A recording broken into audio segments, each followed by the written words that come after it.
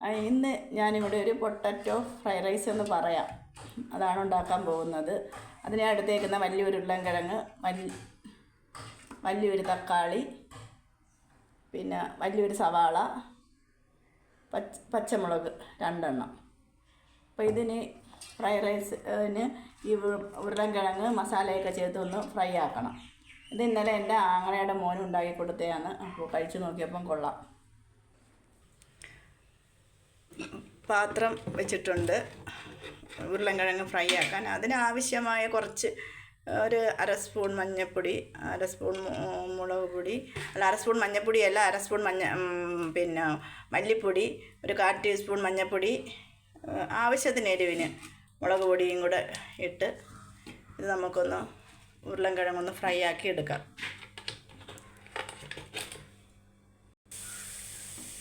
ഇവിടെ ഉരുളൻകിഴങ്ങ് ഫ്രൈ ആയിട്ടുണ്ട്. ഈ ഉരുളൻകിഴങ്ങ് നമുക്ക് വേറൊരു പാത്രത്തിലോട്ട് മാറ്റണം. ഈ പാത്രത്തിലോട്ട് തന്നെ ഉരുളൻകിഴങ്ങ് മാറ്റിയിട്ടുണ്ട് ഫ്രൈ ആയത്. നമുക്ക് 2 മുട്ട ചിക്കിയെടുക്കണം. അതിനകത്തോട്ട് കുറച്ച് ഉപ്പും, ആവശ്യത്തിന് ഉപ്പും, കുരുമുളക് പൊടി ഇടണം.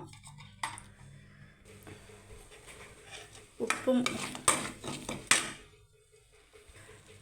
ഇടയ്ക്ക് കറണ്ട് പോയായിരുന്നു.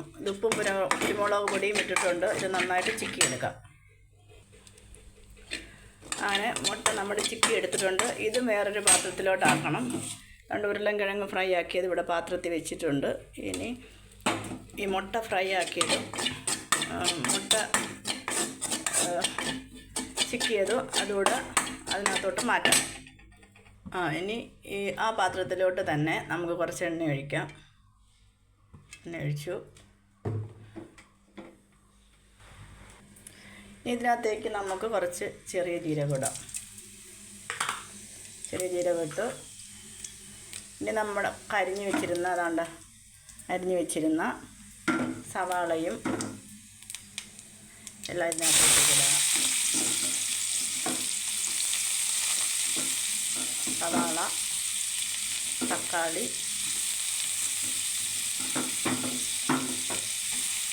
ചെറുതായതിന് പച്ചമുളക് ഇട്ടിട്ട് ഇത് വതറ്റാം. ശകലം ഉപ്പ് കൂടെ ചേർക്കാം. ആവശ്യത്തിന് ഉപ്പ്,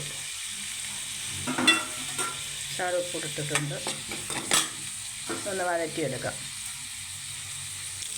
ഇതൊന്ന് വഴണ്ടി വന്നിട്ടുണ്ട്.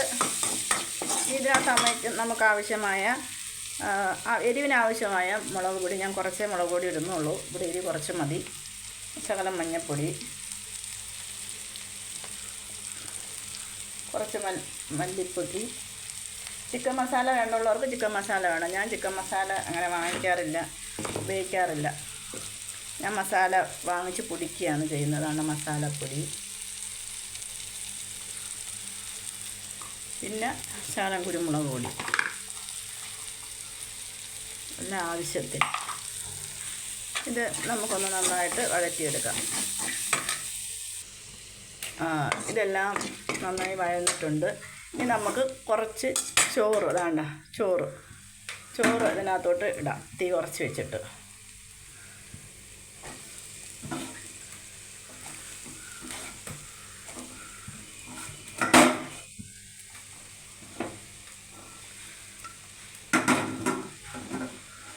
ചോറിട്ട് എന്നിട്ട് നമുക്കിത് നന്നായി ഇളക്കാം. പിന്നെ നമ്മൾ വേവിച്ച് വെച്ചേക്കുന്ന പൊട്ടറ്റോയും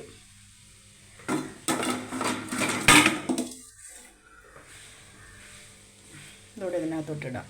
മുട്ടയും എല്ലാം ഇതിനകത്തോട്ടിട്ടുണ്ട്. ഞാൻ ഒറ്റയ്ക്കാണ് വീഡിയോ പിടിക്കുന്നത്. ഒരു കയ്യിൽ വീഡിയോ പിടിക്കുകയാണ്. എന്നിട്ട് ഇത് നന്നായി ഇളക്കാം. ഞാൻ എരിവൊക്കെ കുറച്ച് ഇട്ടുള്ളൂ. എരിവൊക്കെ കുറച്ചുകൂടെ ഇട്ട് കഴിഞ്ഞാൽ കുറച്ചുകൂടെ കളറ് കാണും. ഇവിടെ എരിവ് കുറച്ച് മതി. അങ്ങനെ നമ്മുടെ പൊട്ടറ്റോ ഫ്രൈ റൈസ് റെഡി ആയിട്ടുണ്ട്.